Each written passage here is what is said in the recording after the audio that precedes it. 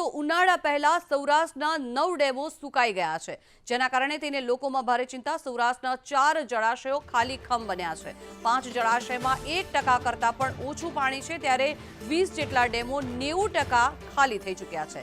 ગત વર્ષ કરતાં પાણી સ્ટોરેજ ઓછું થયું હતું, ત્યારે સૌરાષ્ટ્રના કુલ 141 જેટલા ડેમમાં 42% પાણી સંગ્રહ થયો છે। કચ્છના 20 ડેમમાં 40% પાણી સંગ્રહ થયો છે, ત્યારે કલ્યાણપુરનો સાની વિસાવદરનો પ્રેમપરા ડેમ સંપૂર્ણપણે ખાલી થઈ ગયો છે।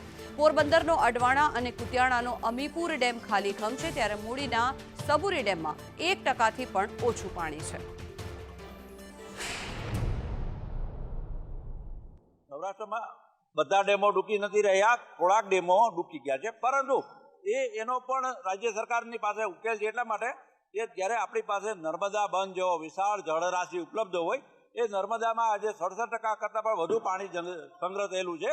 ત્યારે નર્મદા આધારિત ઉનાળામાં પણ જે રીતે આપ બધા જોવો છો કે રાજકોટમાં આજી ડેમ ઘણી વખત આજીનું કેચમેન્ટ ક્ષેત્ર ટૂંકું છે, આજી ખાલી હોય, ત્યારે એ આજી પણ આપણે ઉનાળામાં ભરાતો જોઈએ છીએ। તો રાજ્ય સરકારની કામગીરી અદ્વિતીય એવી છે કે પ્રજાને ભરોસો છે। જે રીતે આજી ડેમ નર્મદાની પાઇપલાઇન દ્વારા ભરવામાં આવે છે, એ જ રીતે સૌરાષ્ટ્રના જે ડેમોમાં પાણી ખાલી થઈ જશે, ત્યાં રાજ્ય સરકાર યોગ્ય પગલાં લઈ સૌરાષ્ટ્રવાસીઓને પાણીના અભાવે હેરાન નહીં થવા દે। સૌરાષ્ટ્રના ડેમની અંદર 20 જેટલા ડેમ ખાલી છે। ખરેખર કોઈ એની પાસે આયોજન પણ નથી। ખરેખર એના ગાર કાઢવા જોઈએ, ડેમની હાઇટ વધારવી જોઈએ અને નવા ડેમ બનાવવા જોઈએ, તો આ લોકોનો પાણીનો પ્રશ્ન હલ થઈ શકે એમ છે।